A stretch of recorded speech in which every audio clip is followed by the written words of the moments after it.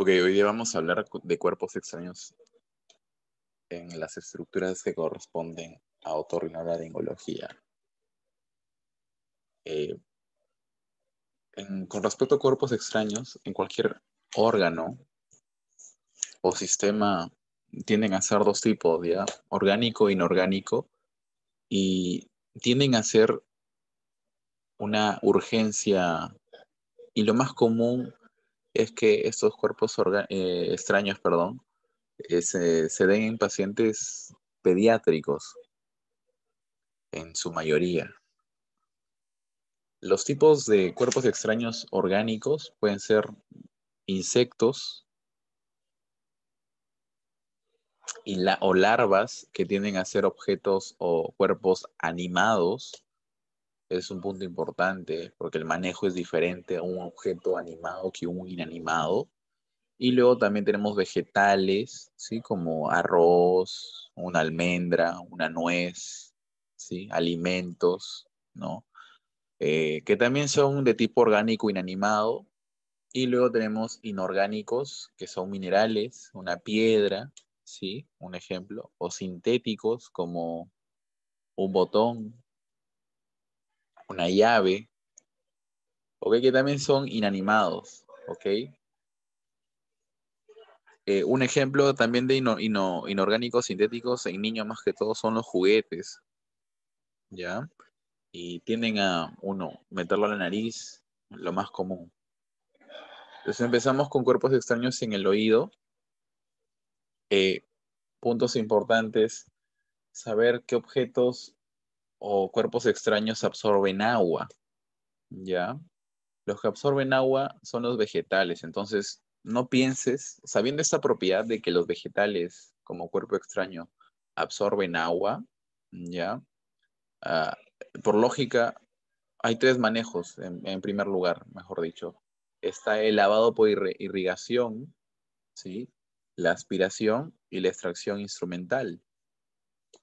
Entonces, a nuestro paciente que tiene algún vegetal en el oído, principalmente sucede esto en el conducto auditivo externo, ¿ok, chicos? Entonces, no le voy a hacer un lavado por irrigación porque si le estoy lavando, el vegetal va a crecer aún más y me va a obstruir aún más el oído externo o el conducto auditivo, ya que recuerden, absorbe agua. Luego tenemos otro ejemplo. ¿A quién más no le hago un lavado por irrigación? A objetos que reaccionen con el agua, como objetos inorgánicos, inanimados, ya como una pila eléctrica, ¿sí? De tipo botón, de tipo reloj,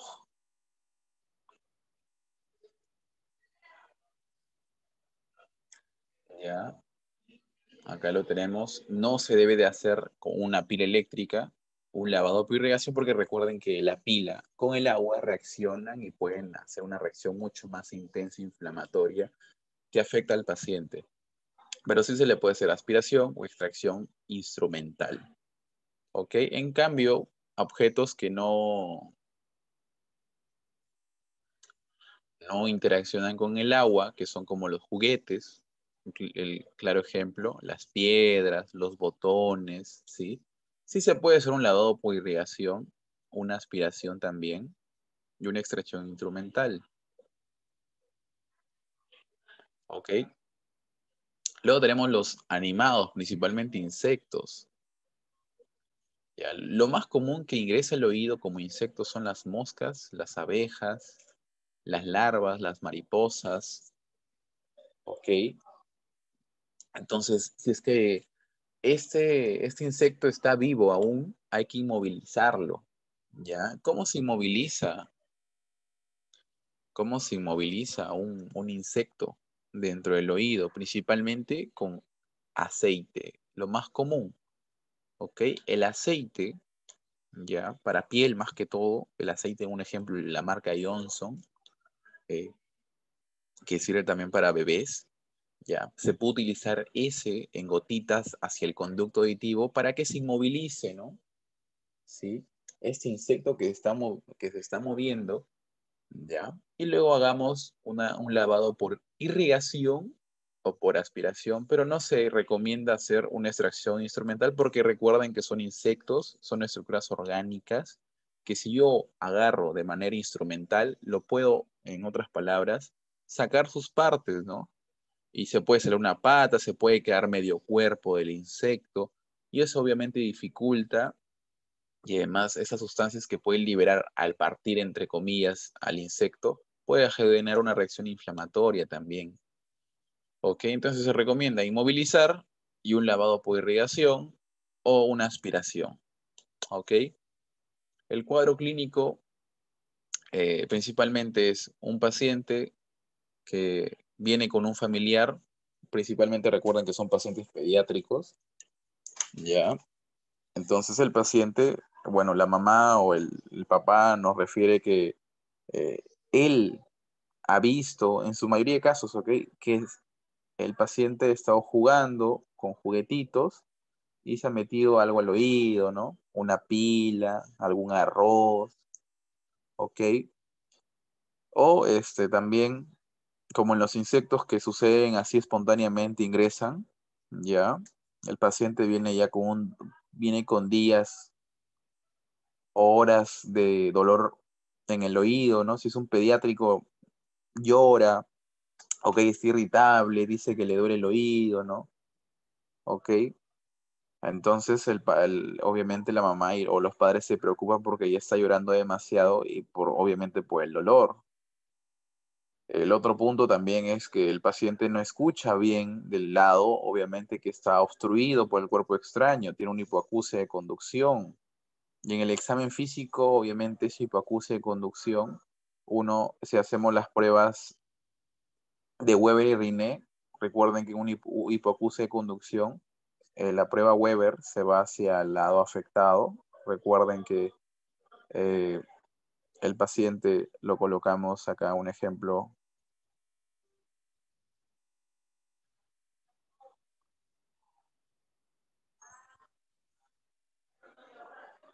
Ok, en el diapasón lo colocamos en el vértice, ¿no? De su cabeza y la vibración va a ir hacia el oído afectado.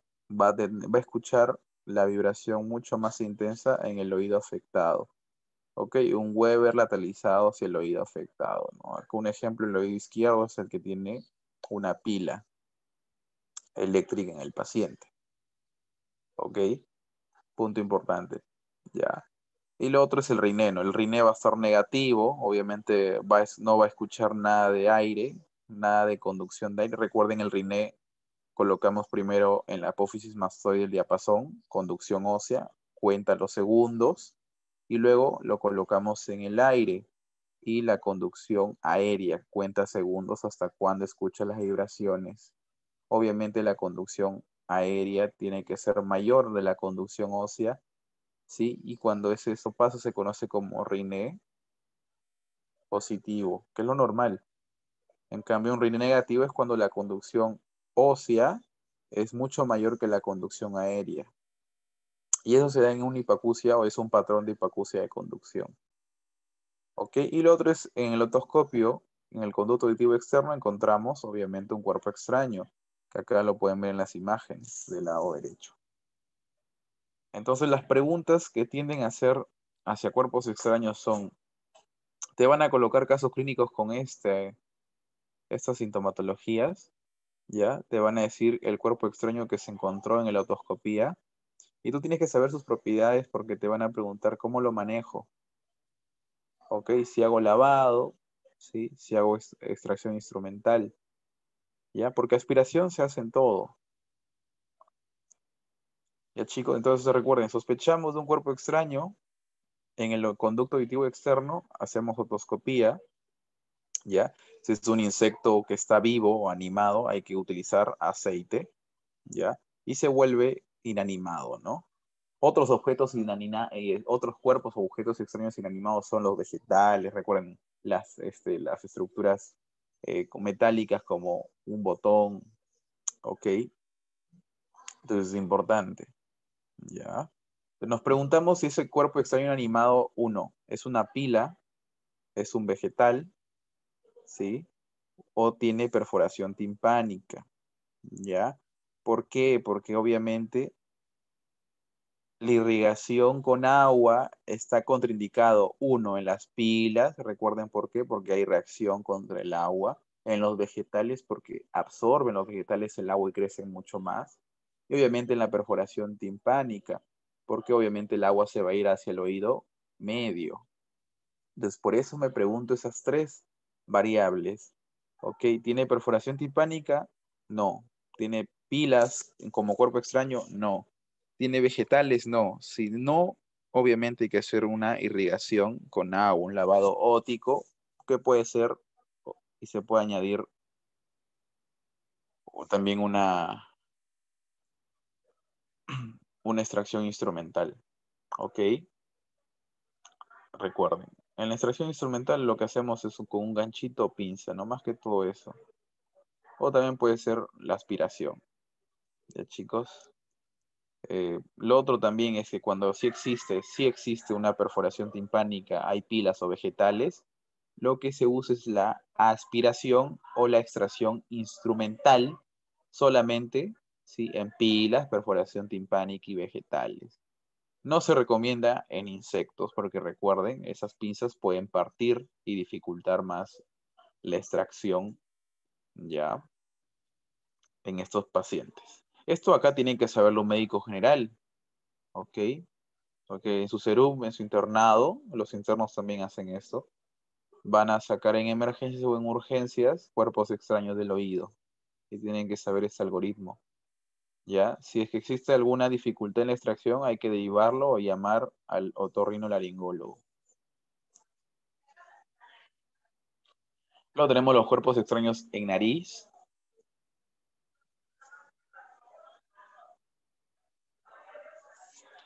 Con respecto a los cuerpos extraños en nariz, tenemos con respecto al cuadro clínico, en la anamnesis, obviamente el paciente mismo o un familiar ha visto que el paciente se ha introducido un cuerpo extraño hacia la nariz. La otra clínica es que ya el paciente sea un niño que no hable y el papá no haya visto nada de la introducción, entonces ya viene con una rinorrea unilateral que puede ser mucopurulenta o serosanguinolenta. Ya, obviamente esa rinorrea va a salir por el orificio que no está tapado. ¿Ok?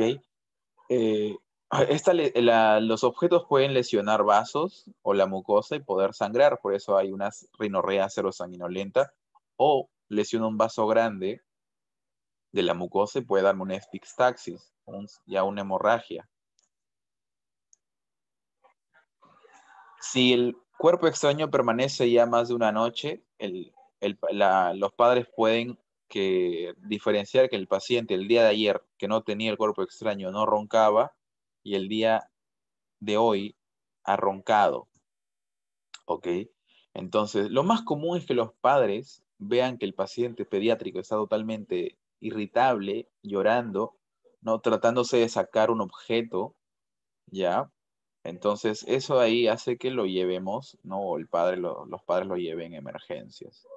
En el examen físico ya como uno, como interno serumista, va a ver que en la rinoscopía va a haber un cuerpo extraño o tan solo en la inspección nada más de nariz puede observar el cuerpo extraño. ¿Ok? Entonces, el manejo va a depender mucho de la localización. ¿Ya, chicos? De la localización. ¿Ya? Si lo más común, ¿ok? Es que si nosotros encontramos en la inspección o en la rinoscopía, ¿ok? Se encuentra en la parte anterior de la nariz, o sea, en las narinas, en el vestíbulo, en los cornetes inferiores, que es lo más frecuente, ¿ya? Lo que hacemos es inmovilizar al paciente, ¿sí? Lo hacemos gracias a la ayuda del padre o madre o apoderado, y luego utilizamos una extracción instrumental con un gancho en romo, ¿ok? Recuerden, ¿ya? Eso es importante. Entonces, hacemos la rinoscopía y lo más común, si es que se encuentra en la narina, vestíbulos o cornetes, es que se observe o se visualice el cuerpo extraño. Ya, chicos. Entonces, lo que hacemos es principalmente, ya, Un manejo inicial puede ser el sonado nasal, o sea, al paciente le decimos que se tape el orificio por el que estaba respirando, el que no está obstruido, y haga una presión positiva, una maniobra de Valsalva, ¿ok? Que cierre la boca, que cierre la nariz y haga presión hacia afuera, ¿ok? Eso de ahí puede funcionar. Y si no funciona, hacemos la extracción instrumental con la inmovilización del paciente, ¿no? Por parte del apoderado, ¿ok? En cambio, si es que se localiza en la nasofaringe, o sea, ya está mucho más atrás, o en las coanas, que está también en la parte posterior de la nariz, es muy difícil que lo vea el rinoscopio, ¿ok? Entonces ahí sí hay que derivar a la otorrinolaringología, hay que hacer una radiografía, ¿ya? De cabeza, ¿ok? Para ver la ubicación exacta. Y lo más común es que se haga un manejo quirúrgico por el otorrinolaringólogo, ¿ya? Más que todo una extracción endoscópica. ¿Ok, chicos? Ese es en los cuerpos extraños en nariz. Y luego tenemos los cuerpos extraños en faringe, laringe y esófago. Ok, como le digo, los tipos de cuerpos extraños pueden ser vegetales, materiales de plástico, monedas, ¿sí? En adultos lo más común es que sean huesos, más que todo de pescado. Ok, de pescado. En la faringe el cuadro clínico es principalmente un odino disfagia. ¿Qué quiere decir? Que el paciente tiene dificultad para comer o para deglutir más que todo y tiende a hacer náuseas y vómitos o tose, ¿ok? Cada vez que come por el cuerpo extraño y tiene dolor al comer, odinofagia, ¿ok? Recuerden, odinofagia y disfagia, ¿ya? Lo que hay que hacer ahí es una laringoscopía, ¿sí? Que puede ser la laringoscopía más común que la indirecta con espejo o con una videocámara directamente con una nasofibroscopía, ¿no? El manejo, si es orofaringe, es una extracción instrumental con una pinza de bayoneta, ¿ok? Y si es en la laringofaringe, o también llamada hipofaringe, hay que hacer una extracción también instrumental con una pinza doble, ¿sí? Principalmente en una sala quirúrgica hecha por el otorrinolaringólogo, ¿ok? Cuando tenemos un cuerpo extraño en la laringe, tenemos una tellada, ¿ya? Tos, estridor y disfonía. ¿Ok? Si el estridor solamente sucede en la inspiración, como he hecho ese sonido, ¿ok? La localización es arriba de la glotis, supraglótica, ¿ok? Supra, lo más común, o debajo de la glotis, pero no en la glotis. La glotis, si se ubica el cuerpo extraño, el estridor es inspiratorio y expiratorio, que se conoce como bifásico, ¿ok? Bifásico. Ya, chicos, la difonía, recuerden que es la alteración de las cuerdas vocales, entonces la alteración de la resonancia de la voz. El paciente que hablaba así va a empezar a hablar de una manera que va a cambiar sus tonos y además se escucha el estridor y tiene tos. ¿Ok? Entonces hay que hacer ahí un examen auxiliar que se puede solicitar, es una radiografía simple de cuello. ¿Ok? Si es que el paciente de manera aguda ya está sintiendo esa disfonía, el estridor, el ahogo, la disnea, ya hay que hacer la maniobra de Heimlich como manejo, ¿ok? Como manejo una maniobra de Heimlich, ¿ya? Y si es que eso no mejora, hay que hacer un manejo de vía aérea avanzada, ¿no? Snacrico o traqueotomía, ¿ok? Y con respecto al esófago, tenemos también odinofagia, disfagia, cialorrea, regurgitación. Y ahí lo que hay que hacer, obviamente, es con una endoscopía hacer una extracción instrumental. Terminamos ese tema, continuamos con otro.